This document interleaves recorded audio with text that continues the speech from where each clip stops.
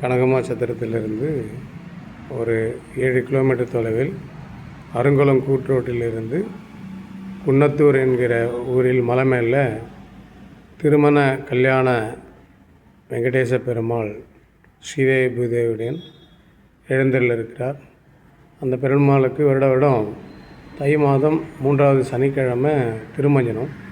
அதனால தினத்தில் அடியேன் அங்கே திருமஞ்சனத்திற்கு செல்கிறேன். சுவாமிக்கு அபிஷேகம் செய்ய 250 படி மலை ஏறி வரணும். வந்து சேவிக்க வருவான், வந்து சேவிக்கலாம்.